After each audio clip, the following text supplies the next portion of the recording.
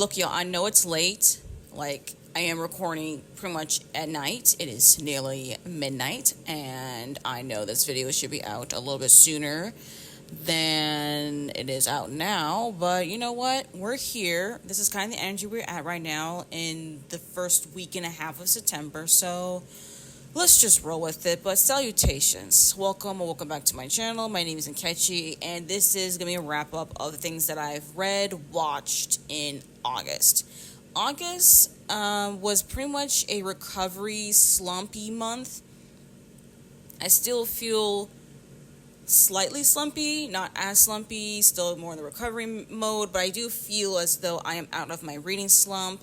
So that's great, but now my brain is trying to figure out what do I want to end the year with. I don't know. When it comes to September, that's when I think, oh, end of the year. August was kind of like, oh, we're trying to finish just little things off from the summer. And summer is not my month. Summer is just not the time of year for me to be reading as many books as I wanted, or even the best of quality books. Sometimes I just read whatever book I can really feel like finishing, which even then I even struggled with because I also DNF'd several books as well, but I also did read some books. I didn't read a lot of books, but I read more than July, so that's the best thing here. As far as what else in August, I guess the major highlight, of August is that I completed doing driver's ed, and now I have my learner's permit, so that's great for me. Happy about that. And I'm seeing the light at the end of the tunnel regarding this year because I kind of want this year just to be over. I'm already kind of okay, 2025 is done to me. I just want to get to 2026. That's really where my energy is at right now. And yeah, also this video is not really going to have much editing besides just, putting stuff on the screen because this video is late. So that's also another energy we're going to have into this video. So apologies on maybe lack of editing here in this video that you're used to from me. But that's where we're at. Sometimes we just have one of those months. But, full disclosure, if that's something you noticed. That's all the preamble I got about August. So let's just get right into the reading stats. So I read 5 books in August, DNF'd 6, read 1,058 pages, and listened to 40.65 hours of audiobooks. And my average reading is at 3.5 stars. So not that great. It's definitely the lowest average rating, I think, of this year. That might be true. Most likely true. But yeah, I managed to finish some not really good books, maybe some okay books, but I have at least a 5-star read of the month. So here is a graphic right here from Storygraph that's just kind of an overview. But it has taken me a while, though, just to even finish some books. So honestly, I could have finished maybe another book in the month of August, but I wasn't trying to push it. And I also did not watch as many movies and TV shows as I thought I would. Because, honestly, July was the month for me to be watching TV and movies, okay? Let me tell you. But I definitely slowed down. So I will still talk about those movies and TV shows, but that'll be towards the end of the video. But before we even get to the books I actually read in August, I quickly want to go over the books I DNF'd. Just very quickly, here's a graphic right here of the books I DNF'd in August. The Incandescent, which I got as an ALC from Macmillan Audio, DNF'd it at 28%. Just not the book for me, unfortunately. Adult fantasy, sent into boarding school, following a headmaster. I don't really care for the story, okay? And then we have Kuliana, which is a memoir that I also got as an advanced listening copy from Macmillan Audio. Also, not quite for me, DNF'd at 32%. I really wanted to just, finish it because I really have been very bad at my nonfiction game, y'all. It is actually, very, very, very bad on how little I've been reading nonfiction, but I could not keep my attention for the life of me on this one, so that's very unfortunate. Necessary Fiction, I got as an e-arc from Riverhead Books. Unfortunately, DNF'd at 8%. This author, I've been trying to read their debut novel a couple times, and I just could not get through it. And the sophomore novel is no different, and unfortunately, this author is just not for me. Maybe years down the line, I'll try them again, but right now, it's just not working. We Can Never Leave, I also got as an e-arc from I think it was Wednesday Books. Yeah, DNF'd at 53%. This book has been compared to The Raven Boys and Split Tooth, I think. Something like that. Yeah, not really for me. It was way too less plot, more vibey kind of book. So not for me. It's young adult contemporary fantasy, but not quite for me. Next, A Volatile Memory, which I got as an ALC from Macmillan Audio, DNF'd at 45%. This was actually a novella. That's the first book in a duology. Unfortunately, this one is just also not for me, which is very fortunate. I was really hoping more for this novella, but didn't quite work. And then Ambassador Chosen the Wolf, DNFs at 31%. I've had this book on pause since like February or like March, and it's like now September. Okay, I had to just put the book down, all right? It was just not gonna work for me. So that's unfortunate as far as those DNFs, but that's it for the DNFs. Let's just get into the individual reviews. All right, let's start off with basically books that I read on this Kobo. Basically, I literally started off the month with reading arcs because, I don't know, I just was in the mood to actually finally get through some obligation reads, which is great because I really need to get through a lot of those arcs. So the one I read, so the arc that I finished first is actually a 5-star read, which was The Golden Boy's Guide to Bipolar by Senora Reyes. This is a standalone companion novel to The Lesbiana's Guide to Catholic School. It does follow Yami's brother Cesar, and he has bipolar mood disorder, and he's also dealing with some religious trauma. He's also dealing with the fact he's being a closeted bisexual and all that, and dealing with his mental illness. And this is a very, very heavy book, so please look up content warnings on this book. Actually, not just the content warnings. Actually, speaking of the content warnings, the author does provide an author's note which provides the content warnings, because it is very important that you know that it's very much graphic depiction of mental illness. Like, we are literally in Cesar's head regarding his mental illness. He is an unreliable narrator. He does also deal with a lot of internalized ableism due to his mental illness as well, and also externalized ableism. Does also deal with internalized biphobia and all that stuff. So it's a lot. Okay, this book is a lot, but Senora Reyes, I truly believe, has done a really good job portraying this, also because of the fact that they also experience bipolar mood disorder. So there's that element there to it, but it is also a hopeful book. So even though it does seem pretty dark and heady and all these things, but it is indeed a hopeful book at the end of the day, which I do appreciate with Senora Reyes every single time I read their young adult queer contemporaries. But just know going in that, while I do highly recommend it, it is not going to be quite meant for everyone in their headspace, depending on how you feel about portrayals of mental illness in books. But this one, I think, is a pretty much accurate, intimate, honest portrayal of that. So, fair one on that. But I gave this book 5 stars. Highly recommend it. Then I read A Mouthful of Dust by Niveau. This is the 6th installment to the Singing Hill cycle. And also is a book that I read for the Full Moon Readathon, which I kind of forgot to mention. I did participate in the Full Moon Readathon. I didn't collect many characters in that readathon, but it was a fun time. So thanks to Jan Agaton for hosting the readathon. And I really did enjoy this novella. It's not my favorite in the novella series. If you do not know, these novellas are basically standalones, but you could read them in any order. Each of them is like an entry point to the world of the Singing Hill cycle. And in this one particular, we follow Cleric Chi and Almost Brilliant going to this town, this river town, and we're learning about a famine. And the Cleric Chi gets says to be like stuck in the magistrate's manor and stuff, and it's like some sort of haunting. It's a lot, and I actually really did enjoy this one. It's not my favorite installment in the series, but I do appreciate how Niveau gives us a new entry point to the Singing Hill cycle and this history about grinding this famine and all the things. I do recommend this entire novella series. I mean, you can literally read them in order.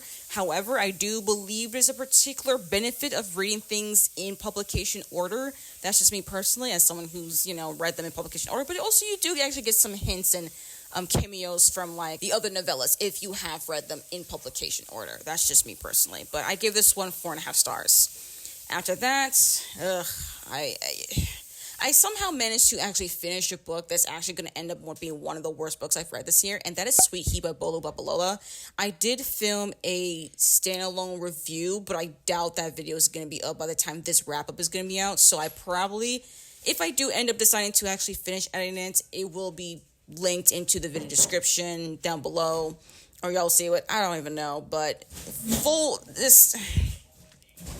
What do I talk about? What do I say? What do I even say about this book? Oh my gosh. The headache that was the reading experience of this book. Like, at first this book was marketed as a standalone companion to Honey and Spice. And in a way, yes, you don't need to read Honey and Spice to read Sweet Heat, but I would say Sweet Heat really works kind of like a sequel. You don't really need to read Honey and Spice, and probably, honestly, it's probably best if you don't read Honey and Spice before reading Sweet Heat, because in my personal opinion, while I loved Honey and Spice, that was like a favorite romance book at the time that I read it, I felt like Sweet Heat was just Honey and Spice, but like, they're older, like they're not in their early 20s, like in college, they're now in their late 20s, they're like 27, 28 years old, they're out in their adult life, Kiki's best friend is getting married, and all the things, and now I feel like I have to relive Kiki and Malachi's love story again, because it's also a second chance as well, and it's following them again, which felt like a repeat of Honey and Spice, which I don't think was necessary. Just to let y'all know, I just don't think it was necessary. So yeah, I also read Sweet Heat for the Full Moon Readathon as well. It was the last book I read for the Readathon, and honestly, I don't even know what else to really say. Like, whether this video comes out or not, I just don't want to talk more about this book. Just know that, y'all, I have a whole full-on review about this book on my Storygraph and on my Instagram, so check that out. They are linked in the video description down below if you want to see like the full review before the video is out, if the video comes out. But I am truly tired. I have every time I think about that book, I just think of a headache. I gave that book 1.5 stars. Personally, do not recommend. So basically, after all of the arcs that I read, I decided okay, I needed a break from arc reading. So I just went with some book club stuff instead. So I read This Thing Between by Gus Moreno. This book I read for the Interstellar Book Club that is hosted by Steph from Coffee Over Apples and some guest hosts. And I enjoyed this one. This is a contemporary literary horror. At first, I thought this was supposed to be sci-fi since the book club is a sci-fi, but it's not sci-fi, y'all, just to let y'all know. It is contemporary literary horror, specifically cosmic horror, which I have learned after reading some cosmic horror novels now, that cosmic horror is not a subgenre that I really particularly enjoy. This one particularly is about Thiago, who is dealing with grief over his dead wife, and because it all started something about going on with some sort of Alexa kind of AI bot thing in their home or whatever, and then one day he wants to go to the middle of Colorado or something. Honestly, I don't quite even remember what even was going on in the plot, not gonna lie. The plot honestly is a little thin for me as far as what I'm supposed to really get from it. All I really remember specifically was the amount of grief that Thiago was experiencing. That's actually the only thing I can really say that's quite memorable for me. But other than that, this is not quite as memorable a read. Although I will say there's a lot of animal death and cruelty. That's a major thing to know. So if you're wondering about the dog in the cover, yeah, the dog dies. So just to let y'all know, and there's also some animal cruelty with that dog. So I'm going to just give y'all that warning. Some of y'all may think it's a spoiler, but for me, it's very important information because it was a lot, not going to lie. So yeah, just want to let y'all know about that one. So, I don't know. It's definitely, I could recommend this as for people who are fans of grief horror, but for me, this one just didn't work for me because it's cosmic grief horror, and that's not a blend of subgenres that really work for me, so it's kind of hard, but I kind of enjoyed it. I liked the audiobook, and the book wasn't long, so I think that kind of helped. The writing style was also pretty solid, so yeah, at the end of the day, I give it 3 stars, but other than that, it's not very memorable in my brain, unfortunately. And then I ended the month with To Shape a Dragon's Breath by Mud and Cool Black Goose. This was actually a book that was recommended to me for the 6 Sparks by 6 Friends, specifically Nat for Something Bookish This Way Comes. So thank you, Nat, for the recommendation. And I did enjoy this one. This is the first book in the why can I not say this? Come on now. I listened to the damn audiobook. Why can I not now? Okay, unfortunately, I don't remember how to pronounce the name of this series. So, Nepesha... I don't know if I was pronouncing it wrong now. Nepesha Wisset series? Yeah, I think this is supposed to be a trilogy. I don't really know. All I know is the book 2 is coming out early next year, which I am looking forward to. I do think this is a very solid debut novel. I think it's a solid start to a whole new series. I did like following Nkechi and her experience with so what's the name of her dragon? Her and found her dragon in this English Dragon Academy. Personally, I'm not a fan of Academy stories anymore, mostly because of the fact I just don't care much for the actual school setting, honestly. And also, this is the first time I actually have read a book about dragons. And I did find the dragon lore in here to be quite interesting, so that is helpful at least. But I will say there's not much on the plot. It is mostly character focused, even though Nkechi as a character doesn't particularly grow. She is more of a static character, but she does influence characters around her. So I'm like, okay, that's at least a little something there. But I need a little bit more from Nkechi as far as her character arc, or at least character development. Just a little bit more, I feel. But I don't know. I think it's fine. It is a little bit of a long book as well. It's like over 500 pages, a little bit. I would have preferred this book just been a little bit shorter. And if it's been going to be this long, I also would have preferred it to have been more on the plot, and I hope the sequel will have a little bit more on plot. We shall see. Who even knows? But I did give this book 3.5 stars, and I do also recommend reading this one with an audiobook on hand as well, so you can know the pronunciation. But this physical copy did come with a pronunciation guide, but I do prefer listening to the audiobook. But now I already don't remember how to pronounce the name of the series, so that's just great. But yeah, that's pretty much it, though. That is all I have for y'all on the books that I read in August. So we started off high, then we ended up really low, and then we ended up with a little bit of a better note towards the end. So I can't quite complain on the books that I've read in August, but I will say that I'm trying in September to have a little bit better, maybe more memorable reads. And so far, I kind of do, and for better or for worse. Yeah, look forward to my September wrap-up. Hopefully, it's actually going to be up on time. Next time, we shall see. But that's it, though, for the books I read in August. If you do not care for my thoughts on the movies and TV shows that I've watched this month, just stop it right here. Thank you for watching. Like the video if you liked it. Comment down below what you read in August. Also, subscribe if you're new here. And then, if you have nothing else to say, but you want to leave me an emoji instead, leave me a dog emoji in honor of the poor dog, okay? Just leave me a dog emoji. Cool. Okay, so for those of y'all who are still here, let's talk about the movies that I watched. Again, I did not really watch many movies, honestly. I only watched 3 movies, which I feel like is somewhat typical for me, I guess, especially since I am recovering from a reading slump. So the first movie I watched was Happily Ever After, 2018. This one was fine. It was fine. Right now, it's not quite as memorable for me. It's just really about a black woman who's really had a very unhealthy relationship regarding her hair, honestly. I did like her journey, but parts of it was kind of giving romantic drama, and I'm not here for that. And because you have her ex-boyfriend and a single dad who was a barber, I'm like, okay, sure, whatever. But I personally was just here for her hair journey, so that was the most interesting part for me. But yeah, I do recommend it. I watched it on Netflix, and then I watched Naja 2019. I've been interested, honestly, in Naja since like the sequel came out, and like now it's like the highest grossing animated film now of all time. I will say that the English dubbing it just felt a little bit off, which I guess is just something to somewhat expect, I guess. But I did actually enjoy it. I think it is an enjoyable watch. I think I borrowed the DVD from my library. And yeah, I like Naja as a character, and yeah, I'm actually very curious to check out the sequel whenever I'm able to borrow the DVD.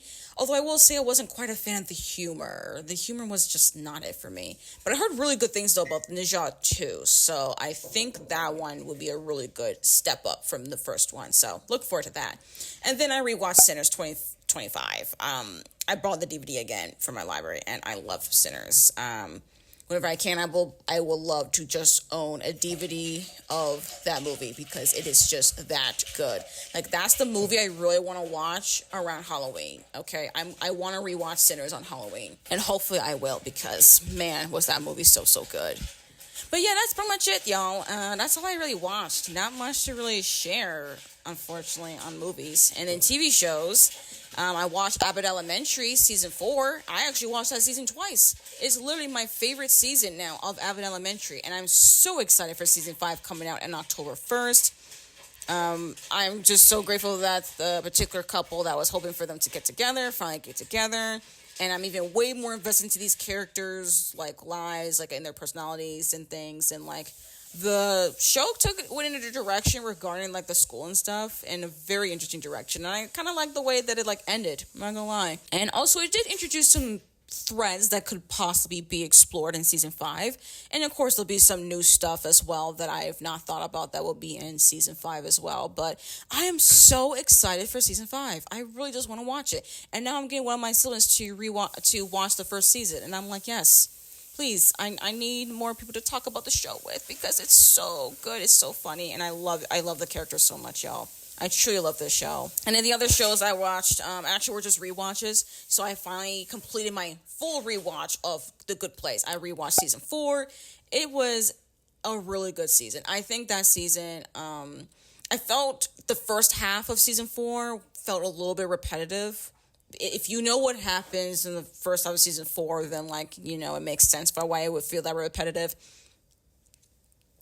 But I really do appreciate how we got to the ending, personally. I do think the pacing of how we get there is a little bit fast, but I really, really love The Good Place. It's such a great show. Oh my gosh, I love the way that the show tackles the possibility of the afterlife and how that all works. It's so good, y'all. And I love the ending. It was so emotional. I remember when I watched season 4 the first time, basically watching the entire show for the first time, basically, I did get so emotional that I cried. The second time, like upon this rewatch, I did not cry, but I definitely felt emotional though. Man, do I love that show. Please watch if you have not already. And then I also did rewatch Moon Girl and Devil Dinosaur season 1. I am rewatching season 1 because I missed the show so much. I need to finish my rewatch of season 2. But season 1 is so good, y'all. I really love this show as well. And I'm so upset that Disney canceled it. So unfortunately, there will not be more of this show. So whatever I rewatch of season 2 and then watch the new batch of parts 2 of season 2 that I didn't even get to watch, that'll be it. Like, that's it for the show. I can't let it go. I don't want to let go of Moon Girl and Devil Dinosaur, but Disney is not going to give us more, so I have no choice but to contend with the fact, just to contend with that, unfortunately. But, we're here. It's fine. It's fine. Anyways, y'all, that is it. That's all the movies and TV shows that I watched. Not a lot to share, unfortunately. Hopefully the next month, I'll be able to give y'all a little bit more on the movies and TV shows. In fact, I actually will, because I'm watching way more TV than I thought I would. Not gonna lie. So I got some thoughts on some TV shows for y'all next month. And speaking of September, it is starting off a little bit rough. Not gonna lie. I'm already a week and a half into September, and I'm just like, damn. I was feeling a little bit optimistic now, and now I'm feeling like, why is life coming at us right now? But you know what? It's fine. It's fine. It's fine. We're still here, right? We're still here. We're still living. We're breathing. We're making it one day at a time. That's the important thing. Okay? Anyways, thank you all again for watching this far into the video. Like the video if you like it. Comment down below your thoughts on books, movies, TV shows, anything that you've consumed or entertained yourself with in the past month. I would like to know that in the comments down below. If you're new here, you like the vibe, you like my taste in books, movies, and TV shows, I do recommend subscribing if you have not already. And if you made this far in the video, you're not sure what to say, but you want to leave me an emoji to let me know that you're here, please leave me an apple emoji. In honor of the fact that we're now officially, well, it's not officially fall, but it's feeling like fall, and the Honey Apple Crisp Caramel Cooler High Rise is now available to purchase at Caribou Coffee, and is my favorite fall drink, okay? Anyways, thank you all again for watching this video, and I hope to see you on my next one. Bye!